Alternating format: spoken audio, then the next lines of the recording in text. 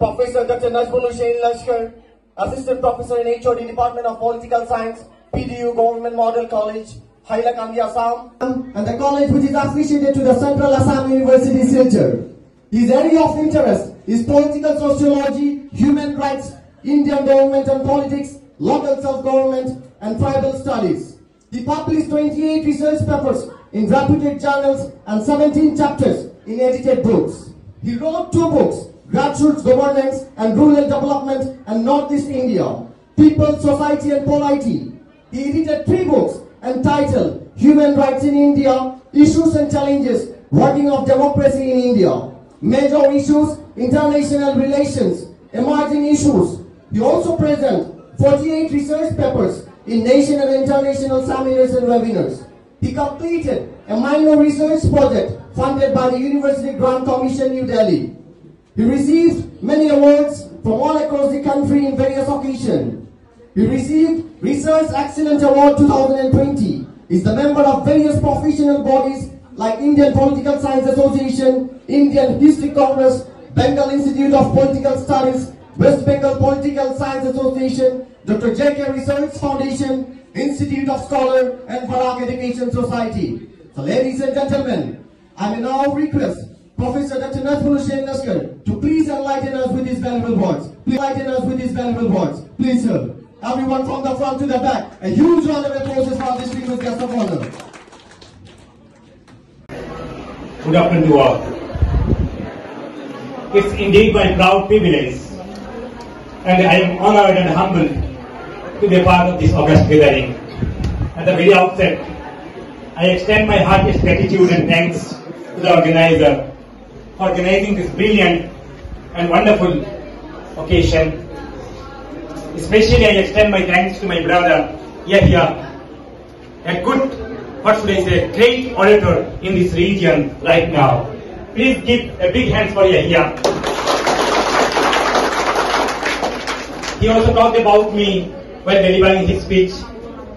But right now, I am a fond of Yahya. At one point of time, he was my fond. But right now, I used to listen his lectures. This is the beauty of online. Wherever Yahya goes, I try to attend his lectures, or if not physically, I wish to listen his lectures. Here lies my success. Friends, probably this is my 3rd appearance in these institutions. Last year also I came here in the annual Milad Mehfil. Okay friends, today we are here for what? Annual Milad Mehfil. Annual Milad Mehfil. For what reason? Why should we celebrate? Why we should observe annual Milad Mehfil in this institute? Can anyone tell me? Anyone from friends?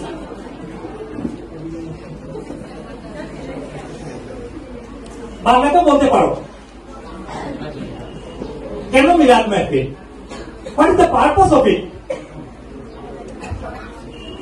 Our problem is that we don't know our purpose.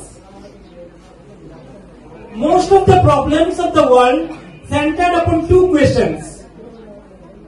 And if we know these 2 questions, and if you find out the answer of these 2 questions, all the problems of the world will be solved. Let me share these 2 questions. May I share? পুরো বিশ্বটা 2টো প্রশ্নের উপর দাঁড়িয়ে আছে। এই 2টো প্রশ্ন আমরা জানি না, তার উত্তরও জানি না। সেজন্য আমরা আজ সমস্যার মধ্যে আছি। কোন 2টো প্রশ্ন? Recently I read one of the largest selling book. Please read this book if time permits. I know that you will not read, but even then, it is my humble request to you. Ikigai, The Japanese Secret of a Happy and Long Life. Hector Garcia and Frances Mills. Wonderful book. The name of the book is Ikigai, The Japanese Secret of a Happy and Long Life. Hector Garcia and Frances Mills, দুজন জাপানি লেখক, উনারা জাপানের একটা দ্বীপে, Okinawa নামক একটা দ্বীপে গিয়েছিলেন। সেই দ্বীপে গিয়ে দেখলেন সেখানের মানুষের এভারেজ এজ হলো more than 100 years. সেই জায়গার মানুষের গড় বয়স কত? গড় 100 বছর। আমরা তো আশাই করতে পারি না 100 বছর বাঁচতে পারবো কিনা, 50 হলে মনে হয় অনেক কিছু। কিন্তু অকিনাও দ্বীপে ওরা গিয়ে দেখলেন সেখানকার মানুষের গড় বয়স প্রায় 100 বছর। এবং সেই জায়গা থেকে ওনার প্রশ্ন শুরু করলেন, কেন এই জায়গার মানুষের গড় আয়ু এত বেশি? চিন্তা করে কিছু আনসার খুঁজে বের করলেন, সেই মানুষদের সঙ্গে কথোপকথন করলেন, জানলেন তাদের জীবন প্রবাহ, কিভাবে তারা জীবনটা কাটাচ্ছে। এবং সেইগুলো মানুষের সঙ্গে ইন্টারাকশন করে যে আনসার যেগুলো বেরিয়েছে সবগুলো পড়ে দেখা গেল এগুলো ইসলামের কথা, এগুলো দিনের নবী, আমার নবী, বিশ্ব নবী হযরত মুহাম্মদ মুস্তাফা সাল্লাল্লাহু আলাইহি সাল্লামের জীবন আদর্শ। উনি যা করে গিয়েছেন, উনি যা বলে গিয়েছেন, জাপানের ওকিনাওয়া মানুষের দ্বীপের মানুষগুলা সেগুলো অক্ষরে করে পালন করছে। তাদের মধ্যে কোনো ইসলাম নেই, তারা কিন্তু মুসলিম নয়। Today we are Muslims without, আজ আমরা সবাই মুসলিম, কিন্তু আমাদের মধ্যে কি নেই? ইসলাম নেই। আজকের এই অনুষ্ঠান কিসের জন্য? ইসলামকে বুঝতে হবে, মুসলিম বুঝতে হবে না। আমরা সবাই মুসলিম, টুপি আছে, দাড়ি আছে, কোট আছে, ঠিক কিনা? টুপি দাড়ি কুর্তি কা নাম ইসলাম নেই। হোয়াট ইজ ইসলাম? সেই জায়গায় আমি একটু পড়ে যাচ্ছি। তো ইকিগাই বইটা দয়া করে পড়বেন। পড়লে এটা নয় যে সবাই 100 বছর বেঁচে যাবো, but it gives some inputs, it gives some ideas that help us to live a happy and long life. ওই যে আমার বক্তা উনি বলেছিলেন, টাকাই সবকিছু নয়, টাকা অবশ্যই দরকার, কিন্তু মানবতা, মানুষ হওয়াটা আজকের দিনে সবচেয়ে বেশি প্রয়োজন। কিছুদিন আগে লক্ষ্মীমপুরের এক ডাক্তার সাহেবকে পুলিশ অফিসাররা অ্যারেস্ট করে নিয়ে গিয়েছে। তোমরা দেখেছো? Have you seen this incident? দেখো নি তোমরা? এক স্বনামধন্য ডাক্তার, একজন ভালো ডাক্তার, সবাই কমেন্টে লিখেছে is one of the best doctor in this region. কিন্তু তারপরে কেন একটা চরিত্রহীন কাজের জন্য, জানি না এখনো ঘটনাটা সত্য কি মিথ্যা, তবে যাই হোক আপাতত একজন বিখ্যাত ডাক্তারকে পুলিশ অ্যারেস্ট করে নিয়ে যাচ্ছে, সেটা আমাদের দেখতে কিন্তু খারাপ লেগেছে। তাই ভালো ডাক্তার, ভালো নার্স হওয়ার পাশাপাশি আমাদেরকে ভালো মানুষ হতে হবে। আর ভালো মানুষ হওয়ার জন্য আমাদেরকে ধর্মকে জানতে হবে। আর আমাদেরকে ধর্ম জানতে হবে, আমাদের কোন ধর্ম? ইসলাম ধর্ম। ইসলাম ধর্মকে জানতে হবে, এবং এই ইসলাম ধর্মকে জানার জন্যই যুগে যুগে অনেক নবী এসেছিলেন, কিন্তু আমার নবী নয়, বিশ্ব নবী, সর্বশেষ নবী। এবং উনি শুধু আমাদের মুসলিমদের নবী নয়, পবিত্র কোরআন শরীফে কি বলা হয়েছে? আমা আরসালনাকা ইল্লা রাহমাতুল লিল আলামিন। This is a blessing for the whole mankind. সমগ্র মানব জাতির একটা আশীর্বাদ স্বরূপ ওনাকে পাঠানো হয়েছে। এবং উনাকে যদি বুঝতে হয়, উনার সময়কালকে বুঝতে হবে। All great philosophers, they are the product of their time. যত বড় দার্শনিক, যত বড় মনীষী, সবাই কিন্তু সময়ের শিশু ছিলেন। তাই দিনের নবীকে যদি বুঝতে হয়, উনার সময়কালকে বুঝতে হবে। কোন সময়ে উনি জন্ম নিয়েছিলেন, কোন পরিপ্রেক্ষিতে উনি কাজ করে গিয়েছিলেন। এমন একটা সময়ে উনি জন্ম নিয়েছিলেন, সেই সময় জাহিলিয়াতের যুগ বলা হতো, যে যুগে কন্যা সন্তান জন্ম হওয়ার পর জ্যান্ত হত্যা করা হতো, যে সময় মূর্তি পূজা করা হতো, যে সময় সবাই ড্রিঙ্ক করত। আজকে ইসলামে কি করা হয়েছে? ড্রিঙ্ক পারমিশন আছে, নিষিদ্ধ করে দেওয়া হয়েছে। কিন্তু সেই সময় সমাজের মাপকাঠির মধ্যে একটা অন্যতম দ্রব্য ছিল এইটা। যার বাড়িতে যত পুরনো মদ ছিল উনি হলেন তত বেশি সম্মানী ব্যক্তি। এই জন্য একটা সমাজ ব্যবস্থা ছিল। সেই সমাজ ব্যবস্থা থেকে পরিবর্তন করে আজ সবাই দিনের ছায়া তুলে এসেছেন। উনার সম্পর্কে বলতে বলতে শেষ করা যাবে না। আমি সেই জায়গায় একটু পড়ে যাচ্ছি। আর বিভিন্ন বক্তারা আছেন, বিশেষ করে ইসলামিক পণ্ডিত আমার দাদা আছেন, উনি সে ব্যাপারে অনেক কিছু বলবেন, এবং সেগুলো শুনতে হলে আমাকে সময় দিতে হবে, এত স্বল্প সময়ে সম্ভব নয়। তো আমি যেটা বলেছিলাম, basic problems of human society lies on two questions, দুটো প্রশ্ন। এক নম্বর প্রশ্ন, হু এম আই? আমি কে? কেউ নিজেকে প্রশ্ন করেছিলে? ইকিগাইয়ের লেখক নয়, ওটাই প্রশ্ন করছেন। ইকিগাইয়ের অর্থটা কি? Purpose of life. ইকিগাই একটা জাপানি শব্দ। The meaning of this word is purpose of life. জীবনের উদ্দেশ্যটা কি? আমি মনে করি শতকরা 99% মানুষ জানে না what is the purpose of my life. আমি কেন বেঁচে আছি? Did you ask this question? কেউ এই প্রশ্ন করেছিলে? Why should I live? আমি কেন বেঁচে থাকবো? We don't know our purpose of life because we don't know who am I. আমি কে? আমি জানি না। আর number 2, we don't know who has created me. Who is my creator? আমার স্রষ্টা কে? আমার স্রষ্টা কে? কে আমাকে তৈরি করেছেন? আমি কোথা থেকে তৈরি হয়েছি? বলতে পারবে আমরা কোথা থেকে তৈরি হয়েছে? আমাদেরকে কি দিয়ে তৈরি করা হয়েছে? হ্যাঁ, পাথর দিয়ে, মাটি দিয়ে। মিনহা খালাকনাকুম ওয়া ফিহা নুইদুকুম। তারপরে মিনহা নুখরিজুকুম। তারপরে হ্যাঁ, খুব সুন্দর বাবা, তোমার নাম কি? ওর জন্য একটা হাত তালি দাও। সে বুঝে গেছে আমাদের স্রষ্টাকে, আমরা কিভাবে তৈরি হয়েছে, মাটি থেকে এসেছি, আবার কোথায় চলে যাব সেটা মাথায় রাখবে। কোটিপতি হতে পারো, কিন্তু তোমার ডেস্টিনেশন কোথায়? Where is the destination? Bill গেটসের নাম শুনেছ? বিশ্বের অন্যতম ধনী ব্যক্তি। Once he said, I want to commit suicide. This is not my statement made by Bill Gates, world's richest person. I want to commit suicide. আমরা হয়তো ভাবছি উনি মনে হয় পৃথিবীর সর্বসুখী ব্যক্তি, নিজে বলছেন আমি সুইসাইড করতে চাই। টাকা দিয়ে টাকা নিয়ে আসা যায়, টাকা দিয়ে শান্তি নিয়ে আসা যায় না, টাকা দিয়ে মানবতা তৈরি করা যায় না। টাকা অবশ্যই দরকার, কিন্তু তার পাশাপাশি আমাদের ধর্মকে জানতে হবে, আমাদের স্রষ্টাকে জানতে হবে। এই দুটো কোয়েশ্চেন যদি আমরা বুঝতে পারি, আমরা সবাই ভাবি আমি তো আমাকে কি জানবো, হ্যাঁ হামসে বড় কেউ নেই, ঠিক কিনা? আমার থেকে তো বড় কেউ নেই।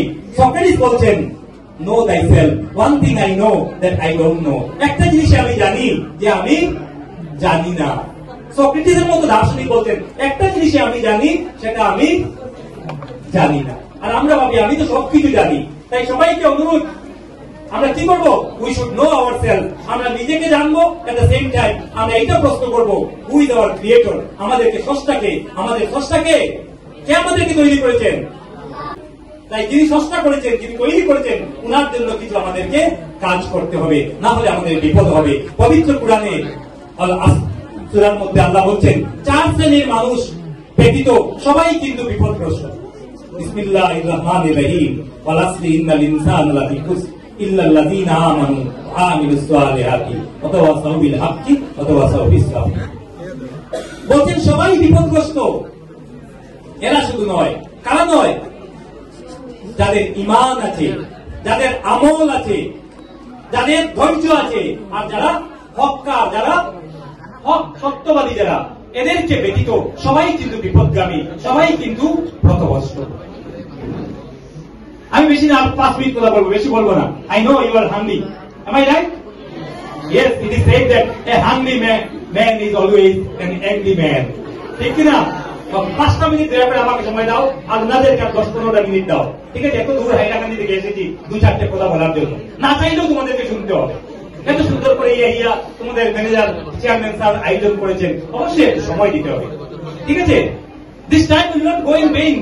আমি আশ্বাস দিচ্ছি এই সময়টা তোমাদের বেকার যাবে না, ঠিক আছে? আজে বাজে একটা কথা বলবো না।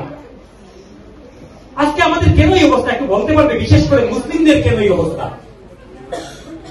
যে মুসলিমরা একদিন বিশ্বকে জ্ঞান, বিজ্ঞান, সংস্কৃতি, কলা, সাহিত্য সব দিকে লিড করেছিল, today in India we are treated as second class citizens। আজ ভারতে আমাদের মনে মনে হয় আমরা কি সেকেন্ড ক্লাস সিটিজেন। আজ আমাদেরকে লেবেলিং করা দেওয়া হয়েছে, উই আর টেররিস্ট। আমাদের কোনো সময় লেবেল লাগানো হয় যে আমরা সন্ত্রাসবাদী, আমরা ধর্ষণকারী।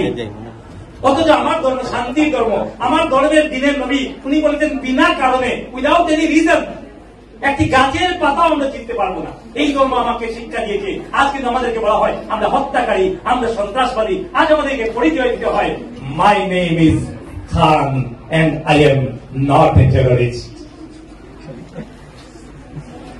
My name is Khan and I am not a terrorist. বলতে হয় কি হবে না? কেন সেটা হবে? আজ আমার ধর্মের উপর লেবেলিং লাগানো হয়ে গেছে যে আমরা সন্ত্রাসবাদী। তার জন্য কারা দায়ী? সমাজ দায়ী? সরকার দায়ী? না, দায়ী কারা? আমরা ধর্মীয় শিক্ষা নেই আর বিজ্ঞান শিক্ষাও নেই। যে দুটো আমাদের মেইন হাতিয়ার ছিল, দুটোই আমাদের হাত থেকে বেরিয়ে গিয়েছে। আর বিশ্বের মধ্যে একটি জাতি যাদের পপুলেশন হলো 1.5 crore, মাত্র 1.5 কোটি মানুষ তারা। আর আমরা কত কোটি, কতটা দেশ আমাদের? 48টা দেশ। বিশ্বের 1/4 পপুলেশন। টোটাল 800 কোটি মানুষের মধ্যে 200 কোটির বেশি মানুষ হলো মুসলিম। 48টা দেশ ইসলামিক কান্ট্রি। কিন্তু আজকে ভয়, মাত্র 1.5 কোটি মানুষ আছে, একটা জাতি আছে ইহুদি, জিউস। তারা আজ বিশ্বকে পরিচালিত করছে। কিছুদিন আগে প্যালেস্তাইন তোমরা দেখেছো? প্যালেস্তাইন এবং ইসরায়েলের যুদ্ধ, হ্যাঁ, প্যালেস্তাইনকে শেষ করে দিয়েছে। আর শুধু প্যালেস্তাইন কেন, আজ রাষ্ট্রসংঘের মহাসচিব কে হবে, আজ ইউনাইটেড স্টেটস অফ আমেরিকার প্রেসিডেন্ট কে হবে। That is determined by Jews আমি স্টাডি করে দেখলাম Jewish people, their population is less than 2%, 0.2%, but they receive 21% Nobel Prize. যাদের জনসংখ্যা হলো 0.2% আর নোবেল প্রাইজ পেয়েছে মোর দেন 21%। তাহলে তারা বিশ্বকে শাসন করবে না আমরা করব? চলে আসো ভারতে। Recently All India Survey of Higher Education released its report of 2024। এই recently All India Survey of Higher Education তাদের রিপোর্টটা রিলিজ করেছে। সেই রিপোর্টে দেখা গিয়েছে অল ইন্ডিয়াতে হায়ার এডুকেশনে মুসলিম ছাত্র সংখ্যা হলো মাত্র 5%। ইন্ডিয়াতে মুসলিম কত পার্সেন্ট? অ্যারাউন্ড 12%। 12% মানুষ হলো মুসলিম। whereas in higher education as per AICTE report 2024 Muslim students enrolled in higher education. Higher education means college and university level. Muslim student enrollment only 5%. Moreover, Muslim teachers in the higher education is only 3%. 12% মুসলিম মানুষ, কিন্তু উচ্চ শিক্ষায় মুসলিম teacher কতজন? মাত্র 3%। Come to Assam. As per All India Survey of Higher Education Report 2024, আসামের মুসলিম জনসংখ্যা 34% as per government statistical report.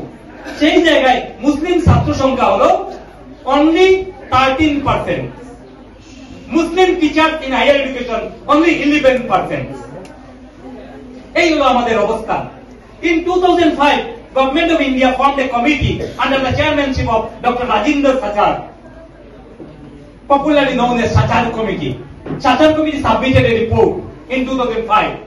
সেই Sachar Committee report মধ্যে দেখা যাচ্ছে prison is the only place where Muslims are dominant. Jail হলো একমাত্র জায়গা যে জায়গায় মুসলিমদের অনুপাতের তুলনায় সংখ্যা বেশি। অন্য সব জায়গায় business and commerce, education, politics, nowhere we find Muslims. একজনও কেন্দ্রীয় মিনিস্টার নেই মুসলিমস। ভারতবর্ষে 12% বেশি মুসলিম, কিন্তু একজনও কেন্দ্রীয় মন্ত্রী মুসলিম নেই। তাহলে আমরা কেন সেকেন্ড ক্লাস হব না? এই মুসলিমরা একদিন বিশ্বকে রাস্তা দেখিয়েছিল, আজ আমাদের এই দ্বন্দ্ব দশা। সেই জন্য আল্লামা ইকবাল বলেছিলেন, সবক ফির পর সদাকত কা, আদালত কা, शुजाअत का लिया जाएगा तुझसे काम, दुनिया की इमामत का। सबक फिर पर सदाकत का, अदालत का, शुजाअत का लिया जाएगा तुझसे काम, दुनिया की इमामत का। আমাদেরকে সত্য, ন্যায় এবং বীরত্বের শিক্ষায় শিক্ষিত হবে, তখনই আমাদের মাথায় রাজ তিলক করবে, তখনই আমরা রাজ্য প্রতিষ্ঠিত করতে হবে। না হলে আমাদের যে দুর্দশা, আমাদের যে সমস্যা, সেটাকে আমরা মুক্তি পাবো না। আমিও বক্তব্য লম্বা করছি না, সবাইকে অসংখ্য ধন্যবাদ। এবং আজকের এই মেহফিলের যে অন্যতম আয়োজক, সবাইকে অসংখ্য ধন্যবাদ। এবং আশা করি আমি সময় সুযোগ হলে আবারও আসবো এবং তোমাদের সঙ্গে কিছু শেয়ার করবো। আর অনুগ্রহ করে বিনম্র অনুরোধ, তোমরা একটু সময় ধৈর্য সহকারে শুনো। আমি অনেক কিছু বলার আছে, কিন্তু বলছি না, আমি জানি লম্বা হয়ে যাবে। আমি দিনের নবী সম্পর্কে টাচই করিনি, টাচ করলে অনেক লম্বা হয়ে যাবে, ওনাকে বলে শেষ করা যাবে না। ঠিক আছে? উনি শুধু একজন ধর্মের মহাপুরুষ নয়, উনি শুধু একজন সমাজ সংস্কার নয়, যা বলবো সেদিকেই উনি যাবেন। উনার সম্পর্কে আমার দাদা এবং আর অন্যান্য বক্তারা ওনারা বলবেন। সবাইকে অসংখ্য ধন্যবাদ এবং তোমরা মনোযোগ সহকারে আমার বক্তব্য শুনেছো। Thanks to all. আসসালামু আলাইকুম।